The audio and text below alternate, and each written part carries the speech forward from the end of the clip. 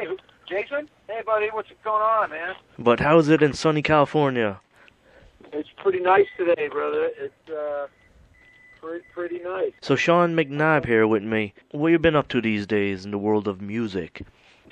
Let's see. Well, we're getting ready for the NAMM convention, which is in Anaheim, California, every year. I'm currently playing with Dokken and Ronnie Montrose, and just playing bass for those guys. And let's see, Friday night I'm playing with Ronnie Montrose, George Lynch, and Gilby Clark at NAMM. And I'm also doing something for the Dean Markley booth. Yeah. That's quite good. I mean, Ronnie Montrose, he's a legendary person. Oh, he's amazing. He's such a definitely a legend and such a great guy to boot. He's just been a real pleasure to work for and play all those great songs that he wrote with Sammy and everything. It's just been an amazing experience. What's in store for Dokken in the new year, you think? Well, as far as I know, I just saw Don the other night at the Phil Kennemore benefit from Y&T. He's one of our brothers that is suffering from lung cancer, so we did a benefit for him the other night, and it really was a really magical night, and a lot of rockers came together, and I just love to see that happen when rock and roll comes together for a good cause such as that. And so I was talking to Don. It looks like we're going to start up in March. Dokken will be. We look forward to another great year. Do you foresee a new album in the near future with Dokken? I don't know about this year. That would be a question you'd probably have to ask Don. We came out with that greatest hits thing and a couple of new tracks this last year. And as far as I know, there are no plans for a new record this year, but, that you ask Don and he might tell you there is. So I can't answer that question.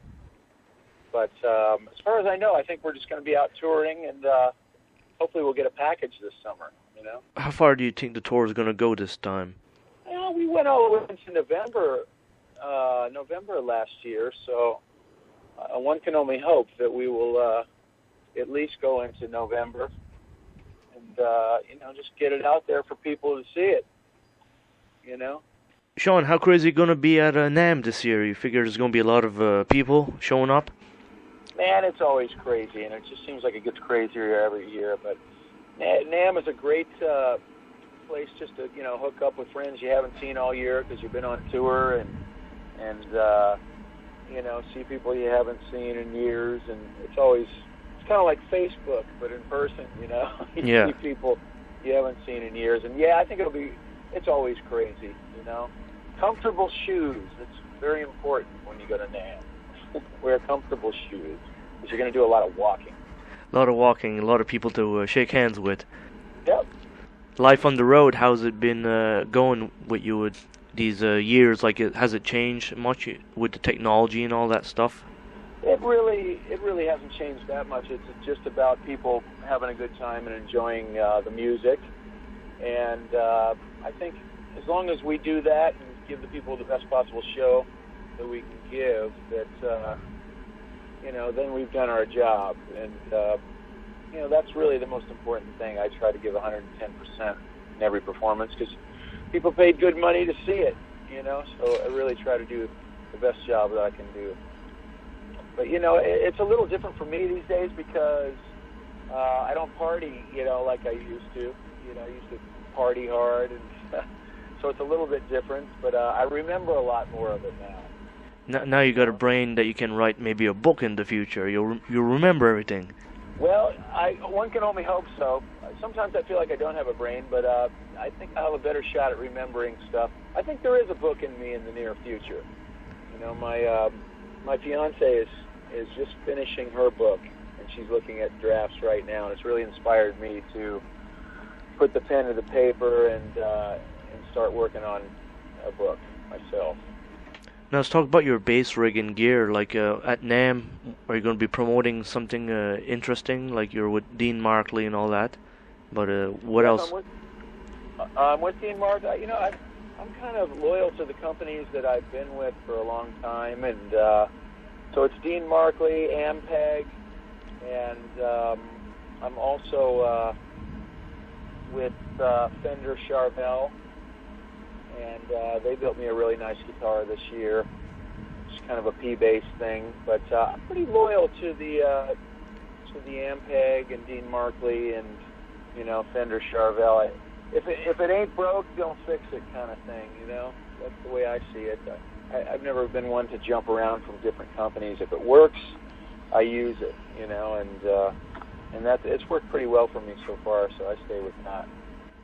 How many basses do you have in your collection? Do you have like lots of vintage gear, or is it like just one or two basses and that's it?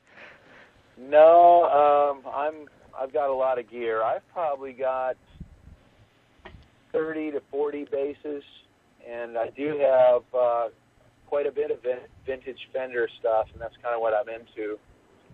But a lot of that stuff is just stuff that I've collected along the way and kind of will hold on to until much later on down the line as it appreciates in value. But the truth of it is, I probably played 5 of those guitars, and a lot of it I don't like to take on the road because it's kind of irreplaceable, But I love guitars, and I've also been taking guitar lessons, because I like to sing and write and play acoustic guitar and stuff. So I've been taking some guitar lessons and learning a bunch of Beatles songs, which I love the Beatles. That's actually really been good for me as a bass player too, is to learn guitar. I like the order that I've done it in, though. Mm-hmm. Learn bass and then learn guitar. So it's kind of a different way to go, but it's been really nice to learn some guitar. It might open up your eyes for a solo album in the near future, or? I would certainly hope so, Jason. I think I have a staple of songs that I need to put all together and release a CD of my own. Because I've played with a lot of other people, but I've never released a solo record. So I think that's something that I want to do for sure in the near future. Well, we look forward to seeing the Sean McNabb solo album. That'd be all right. Very interesting to see. That. Very good. For recording, where would you go record this? Like, do you have your own portable studio and stuff like that? I do for demoing and writing demos and stuff like that. But I have enough friends here in LA that own studios that I would probably just go to a friend's studio and record, and plenty of musician friends that I could bring in to cut tracks for me. So that's one good thing about doing a lot of sessions and stuff, is that you can call in favors from your friends that maybe you did a favor for on some of their material, and usually they'll come to the party and record for you. So that's nice. And like that, you'd have some big names on your album, then you'd have a good album out. Yeah, it all starts with the drums. You get those good drum tracks, and then you got something to build on. And I know a few good drummers, so that would be the starting spot for sure. But it's really all about songs, Picking the songs would be probably the hardest part, trying to narrow down what you think are the best songs. But that's just part of the creative process. Well, Sean, it's been a pleasure talking to you, and hope everything goes good at NAMM, which it will. Well, Jason, thank you so much. And I just really want to send out my heartfelt thanks to, the fans that have supported any of the projects that I've been affiliated with throughout the years. And it just really means a lot to me, to see people out at the shows and people Facebooking me and MySpacing me, and just, really makes your day when somebody just says, hey, I really like that record you played on, or that show was great, or, that makes me want to continue on doing, what I love so much. And, that really just makes it all worth it. So I just really want to say thanks to the fans for that. For sure. I mean, you're doing a good job, and you're just going to keep on doing it. And that's great. Well, thank you, brother. Yeah, I can't live without it. I could never give it up, I do some acting and stuff, but I could never give up music, you know. I want to do both, but I just can't live without the music. Oh, thank you so much, and I really appreciate you taking the time to do an interview with me. Thank you, Jason. All right, you have a great day there, Sean. All right, stay warm up there. We'll see you in Canada soon, I hope. All right, good stuff. You have a good one. Take care, Jason.